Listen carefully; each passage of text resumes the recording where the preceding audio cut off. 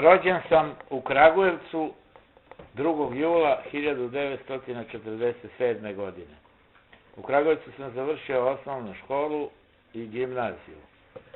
U Beogradu sam apsolvirao na Prirodno-matematičkom fakultetu na matematici i 2 godine bogoslovije završio na Bogoslovskom fakultetu. 1970.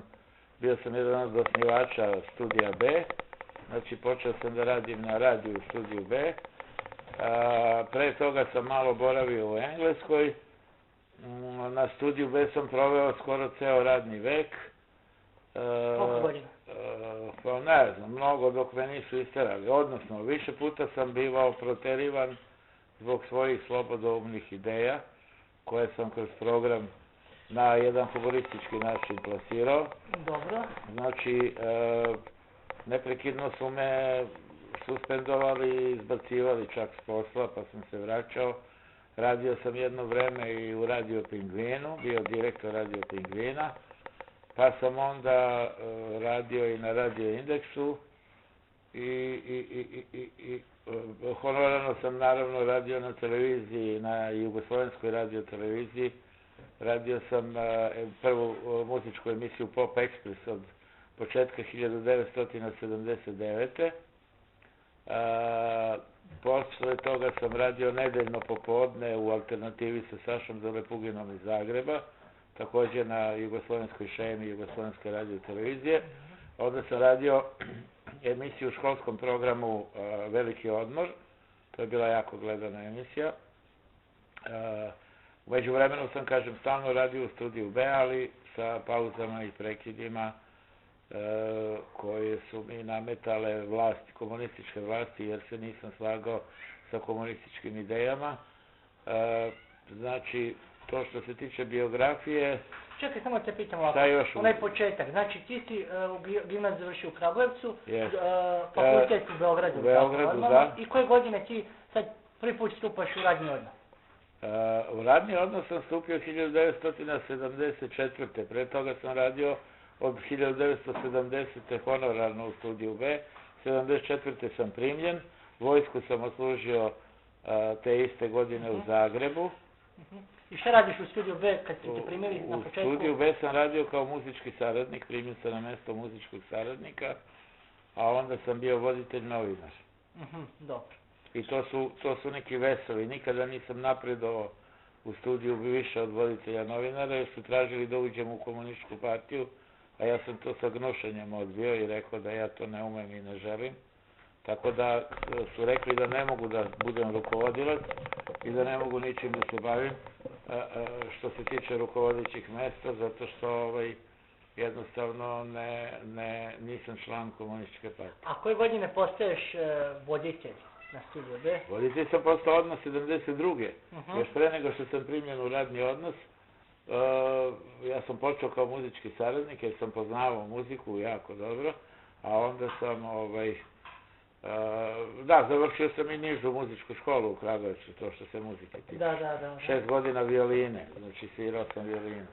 I ništa, posle toga počeo sam da radim kao voditelj na studiju B i... Isključivo si se bavio muzikom to vreme, tako? Ne. Muzikom sam se bavio na početku, a onda sam posle povratka iz vojske 1975. počeo da vodim emisiju od doručka do ručka na studiju B. Što je bilo šta, zabavno? Koja je bila zabavno, ali je bila i kulturna, znači dolazili su mi pored pevača, počelo se s pevačima. Imam samo dobro, ajde. Počeo sam s pevačima, a onda sam dovodio glumce, pa sam onda dovodio sportiste, pa sam onda dovodio i pisce, pa sam onda dovodio i naučnike, pa sam na kraju počeo da vodim i političare. Ono kad je bilo 90-ih su najpopularniji bili političari. Jedan od najinteresantnijih mojih političara na početku bio je Batrić Jovanović, koji je postavio prvo delegatsko pitanje u skupštini, Saveznoj skupštini. Bio je čuven kao jeretik. Onda sam recimo intervjuisao sam Milovana Đilasa, kad je to bilo prosto nemoguće. Ne mogu da se setim sad tačno godine, ali prilično davno. doveo sam Đilasa, a prošvercao sam ga tako što sam ga ubacio, njega i njegovu ženu, kao dvoje matoraca koji hoće da vide Vidikovac gore, pored portira dole, ušli su, nisu pokazali lične karte, jer sam ih ja uveo da vide kao Vidikovac, kao dvoje starih penzionera. I gore sam isto tako prevario urednika, koji je, da bih mogao da uopšte počnem emisiju uživo, od doručka do ručka sa Milovanom Đilasom, jer da sam ga prijavio na Portinici, nastala bi frka, on bi javio nekom direktor bi došao i napravio bi sranje. Ja sam srećom njega uveo i kad su oni ušli u studio i on i njegova žena, ona je sedela sa strane i slušala, ja sam najavio da Milovan Đilas je gost moje emisije. To je uživo išlo? Uživo sve, na što više nije bilo, onda je počeo da zvoni telefon, dotrčali su u pauzi dok je išla muzika, dotrčao je mene, izveo napolje urednik tamo i rekao, pa zvolite direktor, šta radiš? Direktor kaže, kako si mogao da dovedeš Milovan Đilas? Rekao, ako treba, rekao, druže direktore, ja ću da ga vratim. Kako da vratim? Rekao, lepo, prekinuću, reću, direktor mi ne dozvoljava da razgovaram s Milovanom. Ne, kaže sad ovo, nemoj, ne znam, i tako dalje. Posle toga sam doveo Batrića Jovanovića, doveo sam Borislava Srebrića, potpredsjednika SIV-a, kod Milke Planinc, i to je bila udarna emisija u kojoj je postavljeno bilo pitanje zašto je Jugoslavija potpuno ekonomski i politički propala zemlja. Na što su skočio je odmah direktor radio televizije, tada je bio onaj prvi, kako se zvao, majko, setit ću se. Nije bitno. Ajde dok ne uđemo totalno novinarstvo, završimo, znači... Što se tiče biografije, iz moje biografije... U Beogradu živiš koliko godina? Živim u Beogradu sve vreme od 1966 do sad i nemam nameru da ga napuštam sem ako budem mogao da živim u Njujorku, to bi bila jedina alternativa. Pokušat ću da probam, inače ja iz Beograda ne bih išao ni u jedan drugi grad sem u Njujork. Dobro, nećemo se baviti ovim privatnim stvarima. Naravno, nikako. Tako je, samo ćemo reći da si oženjen i da imaš dvoje dece. Jesi, sina i ćerku. Dobro. Dalje, idemo sad u novinarstvo. Znači, ti u Studiju B si postao poznat kada? Kada ti smatraš da tvoja popularnost kulminira? Ja sam počeo 72. kažem da vodim taj neki program, noćni program na radio Studio B i on je bio jako slušan jer sam ja radio kao talentovani disc jockey. Znači, umeo sam da vozim pesme do vokala, znači da radim ono kako rade svi zapadni pravi disc jockey. Gdje ste naučio? Da najavljujem. Pa slušao sam mnogo engleski i američki radio.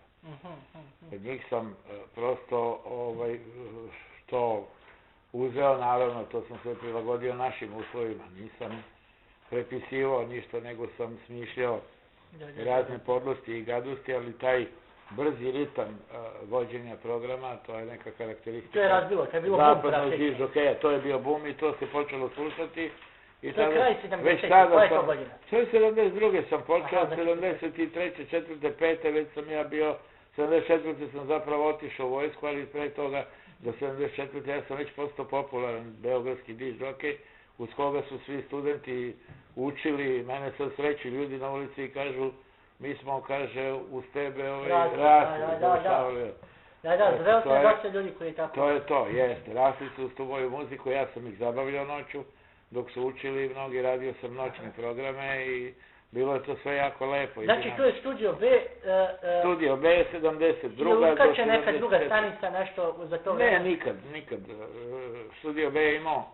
Zašto si tu bio samo? Primat, zato što je bilo najbolje. Mislim, ja sam tu primio. Nije bilo nigde, bilo je ponuda da pređemo 202, to mi je bilo isto, nije mi bilo, ako sam već tu u Studiju B, zašto bih prelazio negde, nije mi to nešto predstavljalo značajno, mada je 202 uradio u Beogradu i sad se kajem što nisam prešao, ali to sad opet nema veze sa ovom. Da, ko zna kako. Ono što mene zanima, Duško Radović u tvom životu? Duško Radović je imao kancelariju pored mene i on je došao jednom i počeo da vodi jutarnji program Beograda Dobro jutro, to je bila emisija od 5-6 minuta njegovih na licu mesta aforističkih floskula, kako bih to rekao, ne, aforističkih izjava, u aforističkom smislu. Svaka rečenica mu je bila aforizam, ali on to sve smišljao tog jutra. Znači, on je to rekao i to se videlo da je bilo vrlo sveže, on je ujutro ustajao rano i na putu do Beograđanke smišljao celu emisiju. 7:15 je to počinjao. Kako je on na tebe utjecao? Interesantan, pa on je mnogo voleo da sluša moje emisije, ja ću 2 epizode da ti slušao. On je bio genije koji je u stvari čak nije bio protiv vlasti. Njega su ubili s vlasti zato što je bio prepametan i duhovit, a nije nikada kao ja, recimo. Ja sam bio protiv komunizma i protiv vlasti. A u koje godine ti, ajde to ćemo posle. Pa nemoj da mi govoriš godine jer ne znam. Ne mogu sad da se setim koje godine je Duško Radović. Ne, mislim za tebe. Kad si ti počeo aktivno da kažeš svoje političke stavove iznad? Pa da, to sam od samog početka. Ja sam to radio i pre studija B.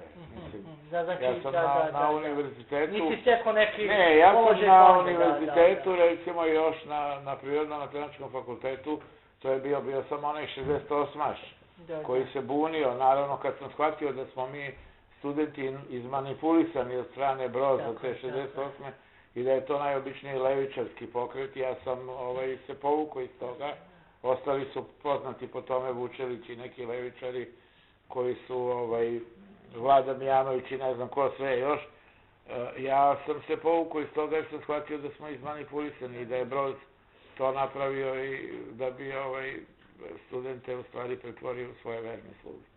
To su posle taj Pelcer koristili svi postbrozovci dalje i radili to isto. Ali ja sam te 68. bio bundžija i naravno bunio sam se znači i pre studija B. I uvek sam imao taj otpor prema Brozu i prema komunizmu jer nas je lišavao osnovnih ljudskih sloboda.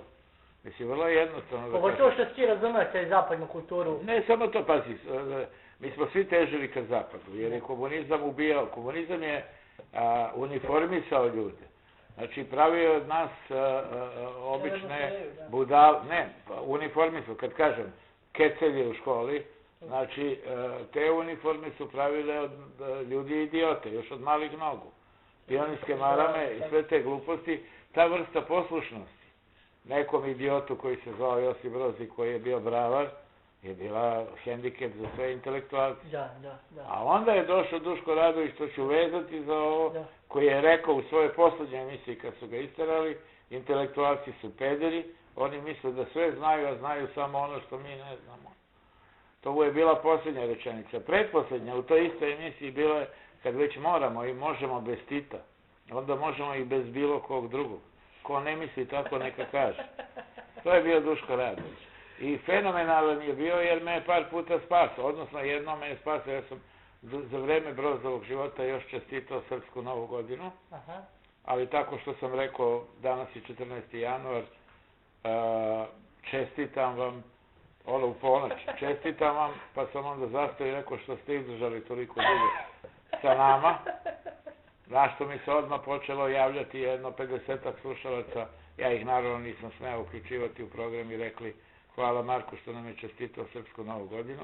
Sutra dan ponosno dođem u studio B, sav srećan, ujutru pogledam na spisak, mene nema u ovoj, kako se zove, u rasporedu za emisije. Ja pitam mog kolegu Dragana Jelića koji mi je bio urednik zašto me nema. Nemam pojma, kaže, pitaj Duška Radovića, on ti je zamenik glavnog urednika. On te je skinuo. Duško Radović, kažem, kako je skinuo? Pa prebacio te da mjesec dana, suspendovao te na mjesec dana da slažeš ploče u muzičkoj redakciji. Ja odem kod Duška, onako drčan, kažem, Duško, zašto ste me suspendovali? Duško kaže, umorni ste, Marko. Persirao mi je stalno. Ja kažem, nisam umoran, kako umoran? Evo odmoran, mlad, kako mogu budem umoran? Ne, umorni ste. I ja onda kažem, pa dobro, ako sam umoran, budem bez obreda, ako sam umoran, zašto me onda niste poslali u Vrnjačku banju, da se mjesec dana lepo odmorim, nego da slažem ploče, znači nije to nikakav odmor. Na što me on pogleda i kaže, slušaj mali pizdati materij, spasao sam ti glavu, hteli su da te linčuju, hteli su da te proteraju. Ja sam rekao, hvala vam Duško, tako mi recite. I izdržao stoički tu kaznu. Tu se Duško Radović pokazao kao veliki i zaista mi je spasao Ti si glavu. njega jednom mi rekao da je on neki beogradski ili srpski Njegoš. On je Njegoš. On je, čak i po meni je, ja ne mogu da poredim Njegoša i njegovo vreme, i Duška i njegovo vreme, a možda je on čak i veći od Njegoša, možda je Njegoš neki njihov Duško Radović ili naš, ili ne znam šta sve, ali i Njegoš i Duško Radović su sve misli izbacivali neverovatne, savršeni. Recimo, jedna koja je najaktuelnija za sadašnju vlast je kad će već jednom taj beogradski metro. Mnogi Beograđani su odavno pod zemljom i čekaju. To je bila jedna od tih prelepih, mislim, njegovih misli. Neću da citiram, Duška ima puno toga, to ćeš naći po knjigama. Ono što je meni važno bilo, da, jednom je Duško Radović divno, to je jedna anegdota koja je isto važno da je znaš, da imaš.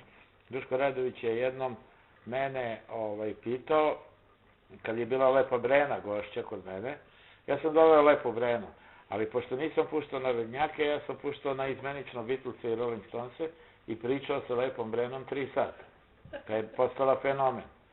I onda je Duško Radović u sred emisije došao dok je bila pauza i pitao mene, Marko, jel mogu da uđem da upoznam Lepu Brenu? Rekao, kako da ne, Duško, on je ušao, pružio ruku, rekao, ja sam Duško Radović, ona je rekla, kako da ne znam, ja vas slušam svako jutro u Beogradu, dobro jutro, a on je rekao ovako, ja sam došao da vas se izvinim, jer sam mislio da ste vi glupi. Znači, on se njoj izvinjavao za primisao. Da li ona to razumela ili ne, ja to ne znam, ali je to bilo nešto što je mene oborilo s nogoj. On se izvinjavao za mišljenje koje nije nigde izrekao, nigde on nije napisao da je Brena glup. Ja sam došao da vam se izvinim, jer sam mislio da ste vi glupi. Eto, to je Duško Radović. Znači, to je jako teško opisati. Preveliki čovjek, veliki u svemu, najveći, i šteta što ga još uvek ga ljudi ovi ne razumeju ili se ne trude da ga razumeju. Ajde da vidimo, da se bavimo tvojom muzikom. Kako je to izgledalo, koju si to muziku puštao, koju si forsirao, jer ima nešto što si govorio, to neću, time neću se baviti? Ne, praktično ja sam ceo život proveo u tom nekom rock'n'roll maniru, znači ne samo u muzičkom smislu, nego i u oblačenju, farmerke, duga kosa, džemperi, dukserice, patikice, to je bio neki moj imidž, zapravo voleo sam rock'n'roll manir. I naravno bunt koji je nosio rock'n'roll u sebi, znači tamo Donovan, ovamo Bob Dylan, u Engleskoj Donovan, u Srbiji ono što je počelo, eto, posle Riblja čorba, recimo, najveći je bio Johnny Štulić. Bora je dosta doprinao to i naši nekom nacionalnom buđenju. Si gledao to da kroz muziku ubaciš? Kroz muziku sam ja sam puštao, recimo, kad je trebalo prvi miting opozicije da se održi na Trgu Republike, ja sam u emisiji ceo dan puštao pesmu Zovu vas ulice i izađite na razne te uličarske pesme. A si tada imao neke kontakte s opozicijom ili si bio nezavisan? Ja sam osnovao opoziciju, ja sam osnovao Demokratsku stranku. Ja sam jedan od 13 ljudi, ako si prešao već na taj deo. Dobro, ajde, možemo. Možemo, pa neka bude sve, pa ti posle to pretumbaj i saberi. Dobro, znači koja godina je to? Ja sam 1989. godine, 12. decembra, u Francuskoj 7, u Udruženju književnika Srbije, sa još 12 storicom drugih intelektualaca osnovao Demokratsku stranku. To je bila prva politička stranka posle godina. Pa ja i moj kum, pesnik Dušan Vukajlović, stalno smo na fakultetu, pošto smo zajedno studirali matematiku, maštali o tome da osnovemo neku stranku, jer je to bilo zakonom zabranjeno. Postojala je komunistička partija i nekakav socijalistički savez koji je bio širi front za sve nas koji ne pripadamo komunističkoj partiji. Mi smo bili, podrazumevalo se da smo bili članovi socijalističkog saveza, što je mene naravno nerviralo jer nisam voleo to i nisam teo da budem ničiji član, nego da želeo sam više partizam kao na zapadu. Video sam da je komunizam propao i u Rusiji i u Jugoslaviji i znao sam da je i u celoj istočnoj Evropi, tamo gde je postojao, i znao sam da to ne valja. Usput je život prolazio, pa se dešavalo da je istočna Evropa počela da pada pod snagom antikomunizma i da se ruše te komunistički bedemi. Nisi bio kontaktiran s nekim ljudima iz sa zapada? Ne, znači, to je bilo... Ja nisam radio ni za domaću udbu, ni za strane obaveštajne službe. Kao što su nastale partije? Ne, nisam, jednostavno, pod mojim antikomunističkim ubeđenjem podrazumevala se čistota tog delovanja, znači ja nisam hteo da radim za nekog. Ako bih radio za nekog, opet bi bio ograničen time iz tega. I kad sam shvatio da je Demokratska stranka koju sam osnivao postala u stvari instrument u rukama Jugoslovenske komunističke partije, ja sam bio jako razočaran. Vi ste seli, dogovorili ste se... Nas 13 je dogovorilo, znači tu prva ekipa je bila moj kum Dušan Vukajlović, ja, Kosta Čavoški i Vojislav Koštunica. Posle toga su se još priključili neki ljudi i onda je na kraju došao tu... Ti si bio šta tu? Šta si ti, koji si položio? Osnivač, nema šta, ništa drugo. Jedini novinar. Jedini novinar, uglavnom su bili profesori univerziteta. Ti počeo pišeš u nekim novinama nešto? Ne, ja sam osnivao i taj list Demokratija. Bio sam prvi urednik našeg lista Demokratija, koji sad Bog zna ko uređuje. I koliko je to trajalo, ta priča? Pa trajala je, ta Demokratska stranka za mene je trajala do 1992. kad smo se zbog Deposa, zbog srpskog nacionalnog pitanja, Vidovdanskog sabora odvojili. Koštunica je odvojio jedno krilo, nacionalno krilo u DSS. Dobro. I onda sam postao jedan od osnivača DSS. Šta ti se nije svidjelo? Ko je tu ušao? Te neko... Ne, pa ušao je naravno, ušli su sve sami komunisti, tipa Vladete Jankovića, Mihajla Kovača, sve ljudi... I oni su praktično po tvojom mišljenju počeli da podrivaju... A naravno, oni su komunisti, oni su ušli u to da bi oni... Nije to više bilo podrivanje, nego je to bilo borba protiv antikomunističkih ideja. Oni su reorganizovali i vraćali, znači oni su bili... Ta stranka je postala opet neokomunistička. I onda bi se to nije svidilo, prešli smo... A kako niste mogli to da možda... Pa nije se moglo jer je Vojislav Koštunici mogu bi svašta da zamerim, ali jedino što mu iskreno zameram to je ta kadrovska politika. Doveo najodvratnije i najgore kadrove i upropastio i stranku i budućnost. Zbog čega on to uradio, to ja ne znam. On deluje kao pošten i dobar i njegova politika je bila korektna, ali je kadrovska politika bila takva da je u stvari izvršio restauraciju komunizma i da je to taj neokomunizam koji je dan danas na vlasti, protiv koga smo se borili. Šta se desilo 5. oktobra? Samo se okrenula priča i došli su još gori neokomunisti, došli su Koraći, šta ja znam, prave Titove sluge su sad došli, pre toga Sloba je bio manji broz sluga nego ovi i bio i on komunjar, je moja žena bila partizanka iz toga i tako, eto to su neke... Ti 92. znači ulaziš u DSS? 92. osnivam zajedno s Koštunicom to krilo Demokratske stranke koje je dobilo naziv DSS do 94.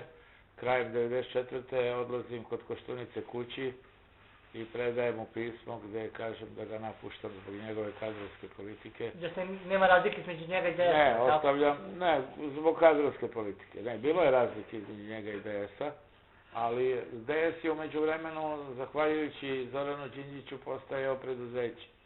Jer je Đinđić voleo preduzeće i firme, on nije shvatao da politička stranka ne može da bude firma i preduzeće. Pekić se protiv toga bori, ali nažalost Pekić je umro 92. Nije uspio da se izbori, mi ostali nismo stigli, nismo mogli. Koštunica je imao drugu vrstu politike, ali je kadrovska politika dovodila najgore komunista. I oni su se borili protiv nas. Nije Koštunica direktno sklanjao mene, ali me je sklanjao Vladeta Janković i Mihajlo Kovač. Sad čekaj, a Studio B za to vreme ti radiš? Studio B radim, kažem, de temps en temps, odnosno povremeno. Malo radim, malo me proteruju, pa me opet puste, pa me suspenduju, pa eto šta. Se baviš muzikom i to vreme? Ne, pa bavi se ja pre svega muzikom, jer je muzika bila moj osnovni ves, ja sam voleo muziku. Ali usput kroz muziku voleo sam aforizme, voleo sam viceve, voleo sam da zabavljam narod i da ubacujem, naravno, voleo sam da ubacujem i neku vrstu, ni to nisu bili pamfleti, nego politički slogani koji su... Tvoj odnos prema ratu, to vreme 90-te, Ja sam znao, nažalost, moj odnos je bio sa Johnnyjem Štulićem 1990. negde pred leto 90. u studiju B. Napravio sam intervju koji sad postoji na YouTube-u, u kome je Johnny lepo rekao da rat, ja sam ga pitao šta misliš o mogućnosti rata između Srba i Hrvata, jer je postojala opasnost da se izazove rat. Ja ću ti sad reći šta mislim o svemu tome, pošto to nisam nigde uspeo da iznesem, a možda ne bi bilo loše, negde ću o tome nešto i napisati kad tad. Znao sam da će, kad je padao na istoku komunizam, u istočnim zemljama, znao sam da će naši komunisti u Jugoslaviji da iskoriste, da ostanu na vlasti, da se samo okrenu, jer oni nisu imali nikakvu ideologiju sem onoga što je bila komunistička ideologija, ubi cara Nikolaja i njegovu porodicu, dođi sa franskim ključem i kačketom, srpom i čekićem, pobi celu carsku porodicu i postani ti car.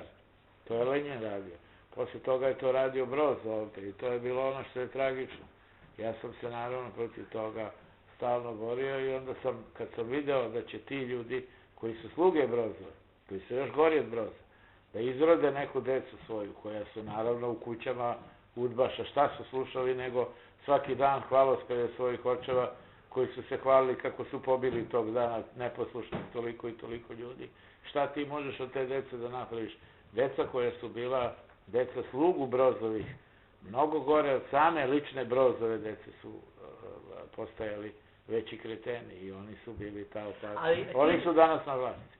Ovo je neobrozizam potpuni, koji u stvari nema ideologije nego drpi ono što su oni ukrali, što je Broz oteo od naroda, čiju restituciju neće sad da izvrše i da vrate imovinu, nego stalno lažu Zapad, jer Zapad im nalaže to da urade, oni to više ne mogu, jer su sve preispretumbali i preprodali. Oni su, njihovi sinovi i unuci su sad samo legalizovali tu otetu imovinu kao kapitalizmu, kobajagi, i postali najveći protagonisti. Ja sam na radiju bio zabranjivan između ostalog zbog toga što sam govorio na engleskom. A onda su me napadali srpski komunisti, odnosno ovdašnji jugoslovenski komunisti, šefovi, zašto ti govoriš na engleskom, ti širiš kapitalističke ideje, ti širiš... Danas su oni najveći pobornici Amerike i tog uništivača. Znači, ti si hteo kroz Demokratsku stranku Srbije da napraviš nacionalistički blok, ali sa premisama zapadne kulture. Ne samo ne nacionalistički, naprotiv. Moja ideja je bila na početku da mi i Srbi u Srbiji i Hrvati u Hrvatskoj i Slovenci da svi antikomunisti uđu u Demokratsku stranku. Znači da budemo zajedno. Da napravimo koaliciju sa njihovim demokratima. Da nije moja ideja bilo ni malo nacionalistička u Jugoslaviji, ja sam bio za očuvanje Jugoslavije. Ja sam bio za antikomunizam. Znači želeo sam da srpski i hrvatski antikomunisti se udruže protiv svojih komunista zajednički. A ispalo je naopako jer su komunisti shvatili, pa su nam ovdje intelektualci iz Francuske 7 i iz Srpske akademije nauka i iz Srpske pravoslavne crkve sugerirali da volimo Slobu zato što je on Srbin, a da mrzimo Tuđmana zato što je Hrvat. Pa smo onda iskopavali, ako se sećaš, a to se zna, grobove u Predilovcima, ne bili izazvali dole, pa su natjerali pokojnog Jovu Raškovića, umjesto da napravi dole u Kninu opštinski odbor Demokratske stranke naše, oni su ga natjerali da napravi Srpsku demokratsku stranku, izazvao Ustaše iz Imotskog i izazvali rat. Znači, rat je bio po pogrešnim osnovama, umjesto da bude antikomunistički, zajednički, i ne bi ga onda bilo. Mi smo napravili to da sam ja sad morao da mrzim Hrvata i da volim Miloševića, zato što je on Srbin. I u Hrvatskoj su svi antikomunisti morali da vole Tuđmana. I onda smo napravili tako da se Tuđman i Milošević sastaju i piju viski u Titovim lovištima, a da se komšije poštene u nekom Borovu ili ovamo onama ubijaju i kolju međusobno. Sirotinja se ubijala. Taj rat, to je predviđeno. Tu je Džoni Štulić rekao meni, umjesto da glupi Srbi i Hrvati prave space shuttlove, to je bila metafora, da traže nove izlaze i nove prostore, kaže oni će da uzmu puške i da se ubijaju. Što se i desilo. Jer ja tvrdim i danas sam siguran da rat nije uopšte izazvao Zapad i ta priča o Zapadu. Zapadu je odgovaralo da se svi pocepaju. Šta ga briga, on svoje geopolitičke težnje ispunjava jer je zacrtao u kompjuteru šta treba da uradi. Ali nije Zapad teo da ruši Jugoslaviju, nego je teo da Jugoslavija postane antikomunistička zemlja. Ona, nažalost, je ostala neokomunistička i još pocepana i izazvan je rat. U tom ratu, posle toga je, ko se bolje snašao, Slovenci su se prvi najbolje snašli, jer su bili najbliže Zapadu, pa su odmah, Zapad ih je priznao. Bili su i vredni i sve i strašno su mrzeli komuniste, tako da su oni nešto i uspeli. Hrvati su ostali komunisti i dan danas je ovo vraćanje, ova koalicija, Kukuriku koalicija, komunizam čist. I šta još reći? Evo ti Srbi, naravno, potpuni komunizam ovde. Na vlasti su ljudi koji progone, eto, šta da ti kaže, na vlasti je Branka Prpa koja priča kako je Karol Đorđe bio ugrožavao ljudska prava Bošnjaka kad je podizao prvi srpski ustanak. Mislim, kako takva debilna priča može da opstane u ovako tužnom svetu i kako to neko može da proguta, Bože sačuvaj, ali mislim to... Dobro, 94. znači ti napuštaš DSS. Napuštam DSS. I šta se onda događa? Bavim se samo svojim poslom. Dobro, razočaran si, šta? Pa, naravno, uvek sam bio razočaran. Jednostavno, nismo uspeli. Naravno da sam razočaran jer počinje plamti taj rat koji ja nisam želao. Ja sam imao dobre prijatelje Hrvati koje sam u šali nazivao Ustaša, oni su mene nazivali Četniče, ali najbolji su mi prijatelji bili pravi hrvatski nacionalisti. Znači oni koji poštuju i vole svoj narod. Oni su najmanje mrzeli Srbe. A srpski nacionalisti pravi također su najmanje mrzeli Hrvati. Najviše mržnje je prosuto među komunistima kojima je to odgovaralo. Oni lično, koji su na vlasti, oni su pili zajedno po Titovim lovištima. A opozicija koja nastaje posle ratova? Opozicija uopšte ne nastaje. Opozicija nastaje od tih resplova komunističke partije koja dođe. Šta je bio odgovor na stranku Miloševića, odgovor na demokratsku stranku je bila Socijalistička partija Srbije, koja je u stvari sukcesor komunističke partije Srbije. On je tu partiju napravio iz komunističke partije Srbije. Ove druge komunističke partije su, Račan je napravio komunističku partiju Hrvatske i nju uveo tamo u vojnu. A da li Drašković možda bio isto? Drašković je običan sluga, Drašković je običan... S tim da je bio protiv. Običan komunista, najobičniji koji je dobio zadatak. Dobio zadatak od UDBE da odradi prvi posao i odradio. Drašković je bio bitanga i ostao. Mislim, možda je ružna reč koju upotrebljavam, ali je istinita. Dobro, 97. 8. ti radiš i dalje na Studio B. Milošević je pred kraj vladavine. Povremeno radim, povremeno kažem ti ne radim, ali eto, bio sam umeđu vremenu i na Radio Indeksu, gdje god su me pustili. Dobro, jer ti, znači, počinješ da se usredsređuješ na tvoju borbu, je postaje u tom trenutku protiv Miloševića, tako? Ne. Moja borba nije protiv Miloševića, jer ja sam shvatio da su ovi koji se nude umjesto Miloševića još gori od Miloševića. Ja sam to tada video. Vidio sam po njihovim kadrovima.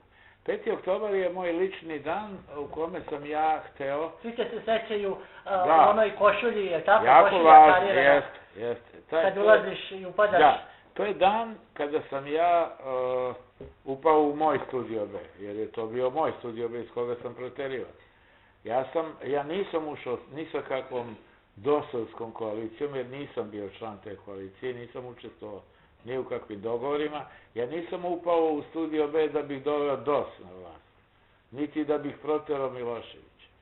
Ja sam upao u Studio B zato što je to bio moj medij koji sam ja osnivao i zato što je bilo logično da ja uđem u svoj medij, da otimam slobodu, misleći naivno, naravno, da ću ja izdržati u Studiju B i da ću pokušati da ostanem prosto neutralan u političkom smislu.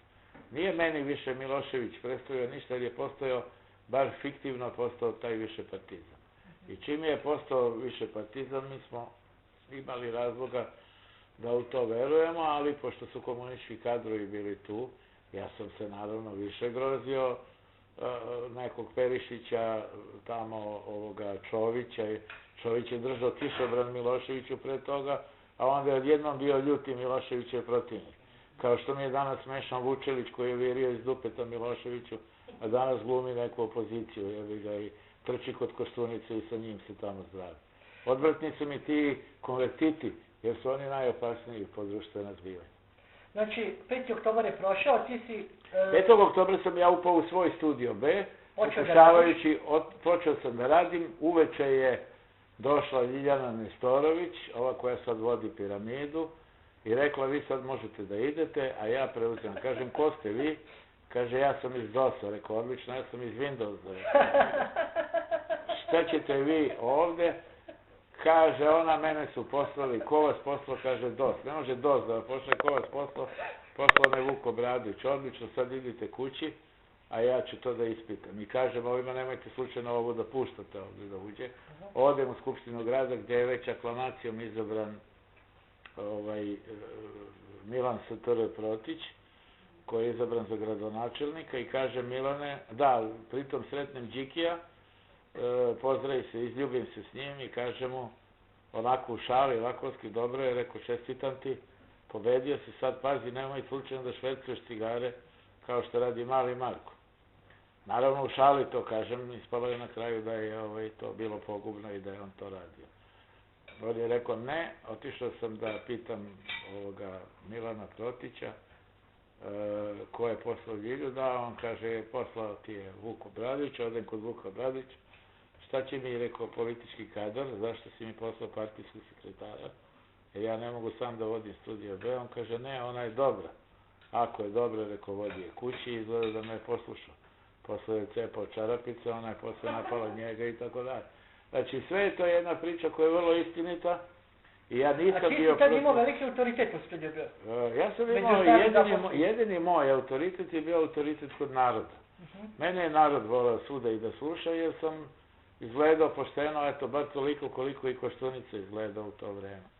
Znači, ja sam bio čovjek koji je svoje stavove zastupao hrabro na medijima. Nisam se ustručavao da ih zastupam. I dan danas pokušavam, gdje god mogu da probijem, gdje me puste na 5 minuta, ja odmah zabrljam, radim protiv sebe, ali ostajem konsistentan da ne bih izneverio svoje stavove. Znači, nisam ja u Studiju B bio autoritet, jer su tamo vladali komunisti. Ja sam bio autoritet samo kod naroda. Narod me je gledao i radovao se i mislio, zaista dolazi sloboda. Mnogi ljudi su zbog toga što su mene videli, mislili da dolazi sloboda, a onda su odmah pokušali da me izbaci. I kada si ti... Posle 20 dana me isteruju, ja odlazim u Hilandar sa Koštunicom. A kako se ti isteruju, šta?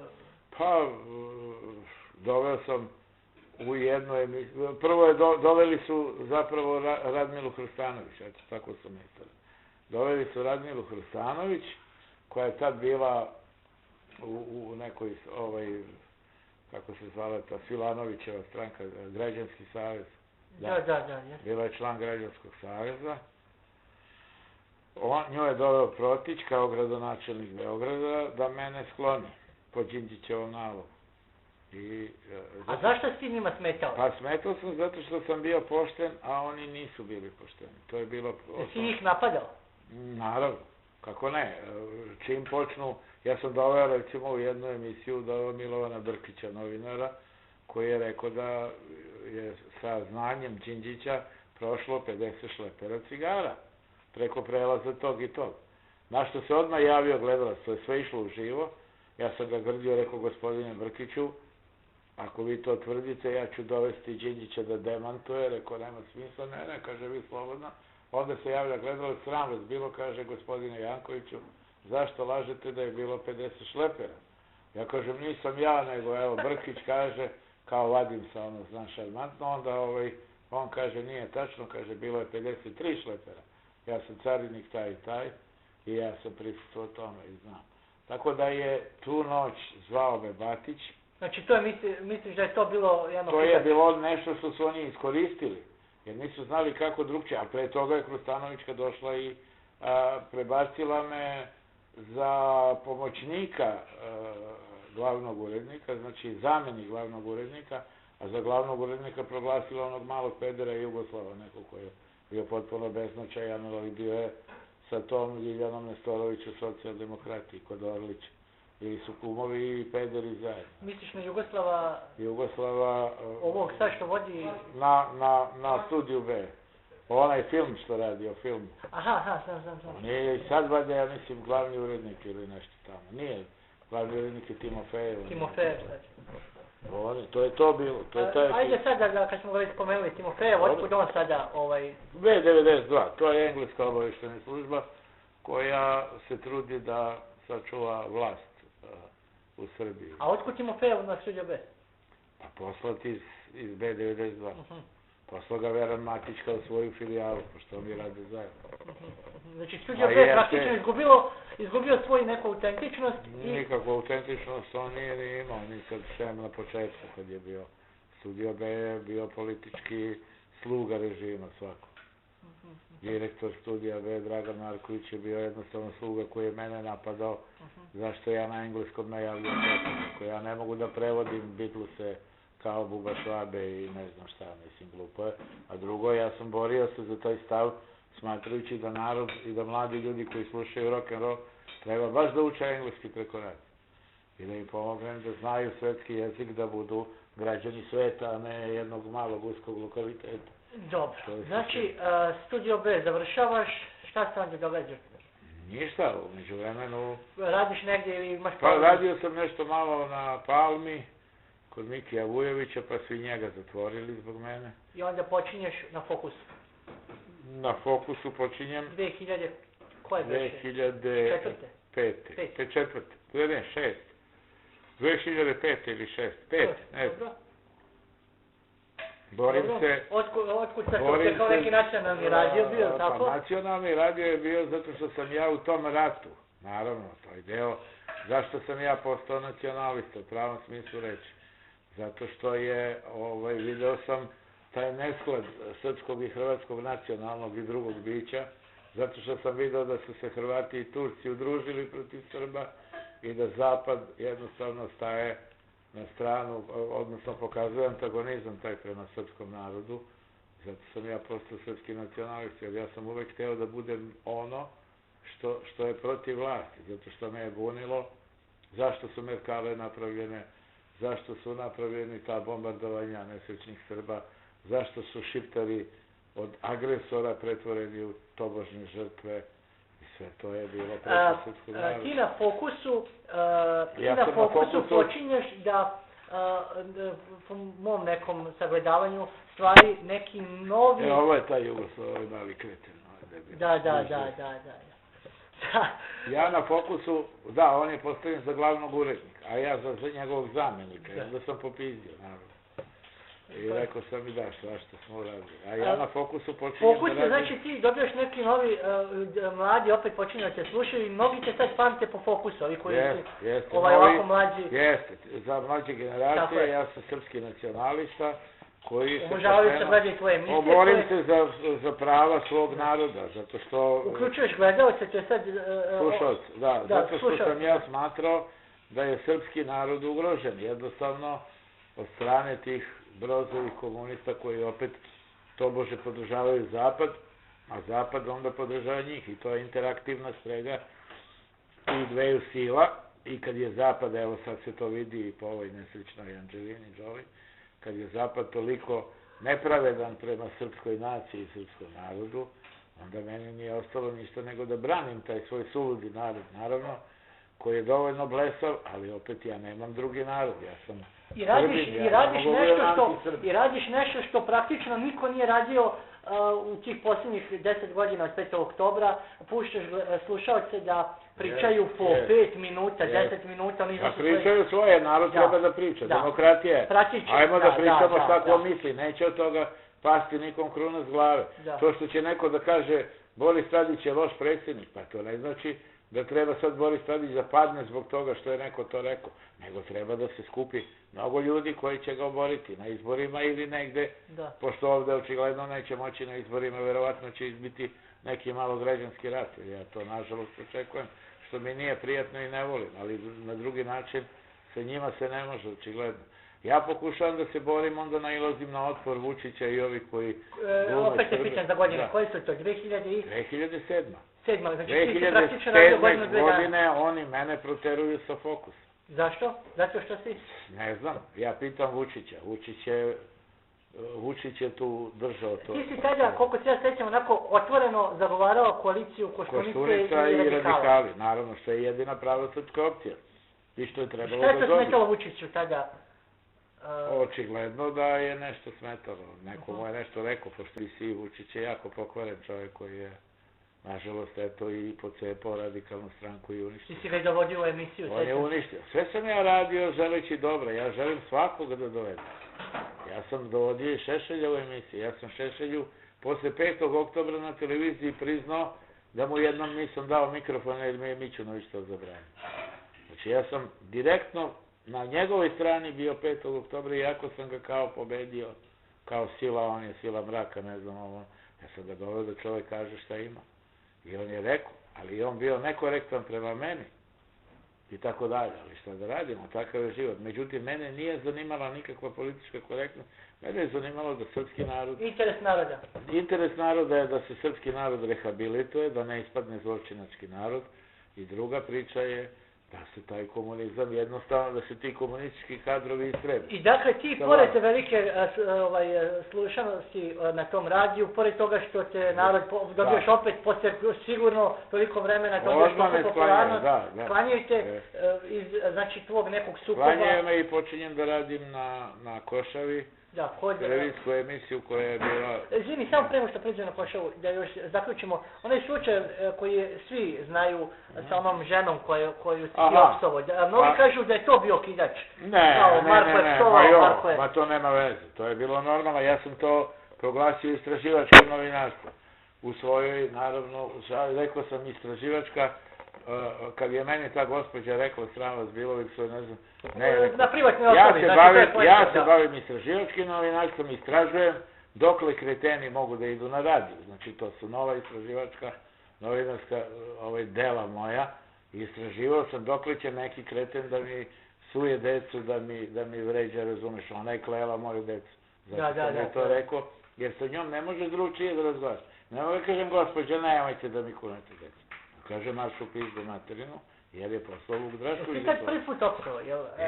Ne, psovao sam ja, pa radio je izgubio devičnjak još mnogo davno, da, tako da nije bilo problema oko toga, ali ja inače sam fini i ne volim da psujem, ali kad je psovka u kontekstu nekog ekstravagantnog dela, kao što je bila ta žena koja radila za Vuka Draškovića i njegovu službu, onda je to bilo... Ti si, i to da napomenemo, što se tiče Fokusa, puštao i slušalce koji su bili ekstremno protiv tebe i dugo su pričali i raspravljali. Naravno. Neki sećam se htjeli da prodaju zemlju. Naravno, pa to je osnovno. Pa naravno da ću da pustim da mene i drugi, ja ću da polemišem sa svakom i uvijek ću da priznam kad me neko pobedi i kad kaže, ja sam jedva čekao da se pojavi slušalac koji će da pobije moje stavove i da mi objasni da ja treba da mislim kao on. I sve to vreme, sve to prati muzika, tako? Ja sećam i to je bila neka rock muzika. Bila dobra muzika, ja sam volao rock muziku, ja nisam volao da puštam te neke srceparajuće baje, male knjiže i razna sranja, jer sam smatrao da je to duhovni genocid isto tako i nisam teo da glumim Hrvate i njihove lijepe naše i njihova sranja. Dobro, prelaziš kod gospodina Marića, je on tak bio... Nije on gospodin Marić, on nije ni bio tu, ja sam prešao kod, i nemoj takve ljude zvati gospodom, jer on je običan udbaš.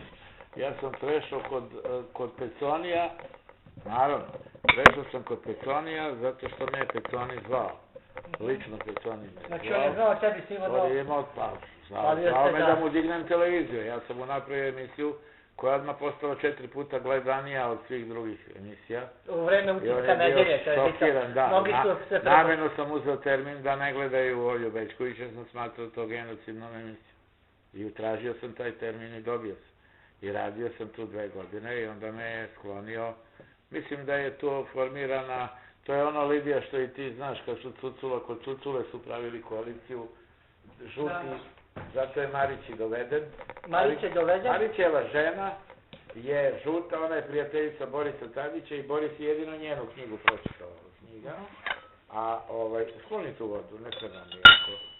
Možda smo bez veze stavili, ja sam bio žedan, ali sve i tako. Dobro. Marić je doveden od strane žutih, a ovaj je sluga Dačićev, Peconi, politički sluga Dačićev i finansijer. I morao je da posluša. Kad su napravili koaliciju između SPS-a, što je bilo potpuno nemoguće, SPS i DS, moja stranka koju sam osnivao i Slobina stranka koju sam ja smenio 5. oktobra, sad napravio koaliciju. A ja ne mogu da radim. I mene proteraju jer sam ja bio neko koji me smetao zbog svojih... Mnogi su rekli kao Marko je doživio kulminaciju. Znači, da ti na Košavi govorio još jasnije, još... Pa dobro, što sam stariji, ja sam sve iskusniji. Da. I ja ne mogu da, znaš... Nisi štedjao ni malo nikoga. Ja nisam sportista, sportisti imaju neku kulminaciju u nekim mlađim godinama. Ja sam kao čovjek, intelektualac koji se bavio političkim radom i kulturom i zabavom, ne doživao kulminaciju, nego ja to mogu da radim dok god mogu da govorim. Znači, jednostavno, dok sam svestan i normalan, naravno da ću sve više i više znati i više moći. Ja bih sad pravio još mnogo bolje emisije ako počnem da radim nešto. Jel ti smatraš, znači, da si ti opet smenjen zbog Vučića ili... Pa verovatno da je Vučić je jedan od tih koji je Peconijev prijatelj. Vučić je tražio da ja... I kako je se opet to dogodilo? Opet treća smena? Pa ne znam, znaš, neću... Prosto više nisi... Pa ne, znaš šta, da ti budem iskren, Mitre, čak meni ne zanima. Dobro. Znači, samo još jednom to da opet te godine... Koje godine si počeo radiš na Košavi? 2007. Da bi završio koje godine? 2009. 2009. Ti od 2009. godine nisi ni u kakvom radnom odnosu? Nigde ne radim, ništa. Kako ideš po tim emisijama ponekad? Nigde ništa, ne idem nigde, čak nisam ni gostovao nigde. Bio sam jednom na Kopernikusu, pojavio se i odmah su me sklonili usred prve emisije, i to se desilo. Počeo sam na Kopernikusu da vodim jednu emisiju i na pola emisije su kukali i tražili da prekinemo. Ja sam naravno polako priveo emisiju u kraju i onda sam gaz doterao u pičku mater. Pred svim radnicima. A jel, kakav je po tvom mišljenju današnje vođenje emisija? Ništa, sranje. Da li vidiš nekog novog Marka Jankovića? Ma kakvi, nema govora. Nema nikog u novinarstvu, nema ne samo Marka Jankovića, nego nema ni u radiju, ni na televiziji, ni u novinama. Zašto je to tako? Zato što su kukavice dovedene na vlast, a pravi su izumrli. Ili sklonjeni izumrli. Evo ti pokojnog Minimaxa niko ne sme ni da pomene. Plaše ga se i mrtvo. On je nesrećnik, umre rano i on je bio jako hrabar, bio je Srbin i bio je antikomunist. Novinari su ti sa kursom. Da, novinari se sad prave kao podobni i nema veze. Ja znam jednom kad sam pričao s Branom Crnčevićem, Brana je rekao Marko je jedini koji bi trebao da radi na RTS-u. Pa verovatno, zato što je Brana jedan od retkih ljudi koji sve zna, on je bio jako inteligentan i pametan čovjek. Dobro. Voleo je on da mene sluša, isto kao i Duško Radović. Dolazio su, bio mi je Brana i gost. Brana je sasvim okej bio, to njegov je problem što je ušao u taj, zato što je bio suviše mator pa su ga uvukli, ne znam iz kog razloga, u taj Vučićev tabor. Da. To mu je velika mrlja, ali dobro, sve mu je oprošteno jer je on veliki čovjek. Moje pitanje, ja kažemo posljednje, tvoj šarm, tvoj blagi sarkazam, imaš neki, jesi ti to negdje učio, jesi ti to imao neke ideale svoje? Ne, pa mislim da je to talent, čovjek se rodi. To je jednostavno talent koji ne možeš da ubiješ.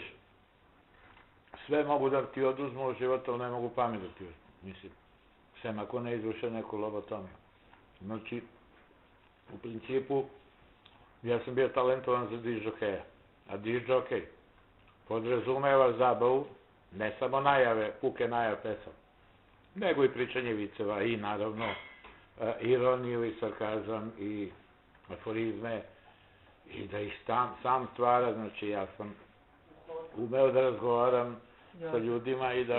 Još jedna stvar, mnogi su ti zamerili, pa me zanima kako bi izgledalo, kažu Marko do 90-ih i Marko od 90-ih.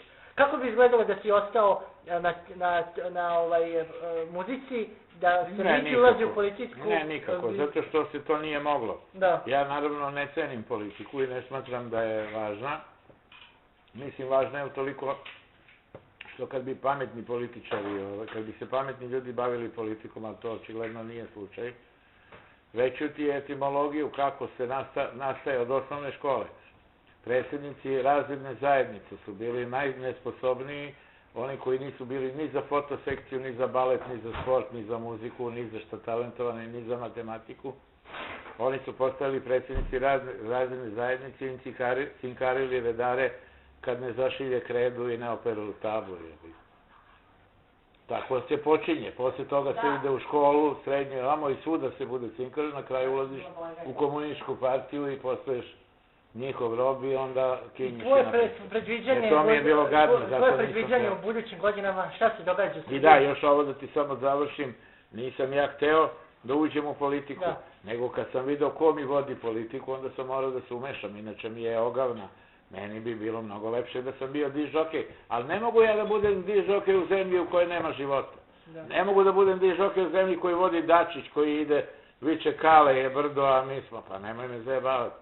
Zaista ne mogu da se bavim tim, mislim, ne mogu da slušam tu gomilu glupost. Ili onog Šapera koji krade tamo, ili Đilasu koji krade, zaista to. I vidi Srbija za 10, 20, 30 godina? Pa ne znam, toliko daleko ne gledam, neću toliko ni živjeti, ali... Znači očekuješ samo taj građanski rat? Pa očekujem vrlo brzo taj malo građanski rat, jer ovdje građana nema. Nije građansko društvo formirano. Malo građanski rat ili seljačku bunu, kako se to može nazvati, to očekujem. I mislim da će to biti vrlo brzo i nažalost sigurno, zato što nema drugog izbora, nema puta. Ovi na vlasti, tu podrazumijem i tobožnju vlast i tobožnju opoziciju, oni nemaju milosti, oni nemaju mozga i oni nemaju ni malo ljudskosti. Zašto? Evo, odmah ću ti odgovoriti vrlo jasno. Broz i komunizam i Lenin i Broz su propagirali bezbožničku ideologiju. Ti si pravoslavac? Vera, da, ja verujem u Boga, naravno. Pravoslavac ili katolik ili budista, nije ni važno. Verujem u Boga. To mi je, važnija mi je vera u Boga nego pravoslavlje, samo kao pravoslavlje. Ali pravoslavac sam, naravno. Ali zašto ne? Ali vera u Boga je to što sprečava čoveka da postane Bog. Zato što, odnosno da u svojoj glupoj glavi umisli da je Bog. Ovi su umislili, ta njihova bezbožnička ideologija dovela je dotle da su tako zli i odvratni. Oni se ne plaše Boga. I zbog toga će na njih, naravno, Bog morati da pošalje, pošto Bog sam ne kažnjava, nego dopušta ugnjetenima da se bore za svoje prava, dopustit će sirotinji da razreši taj slučaj na onaj način na koji jedino može da se razreši. Jer stićete Božja kazna, znači dopustit ćemo onoga koga si ti kaznio da ti vrati istomeran. Jedini način da se boriš protiv skotova je da budeš skot. Ne možeš fino, da ih zamolim lepo, izvinite, da mogu da vam popušim, pa mislim, nema smisla. Hvala ti, Marko. Hvala na ovom intervju. Nema na čemu.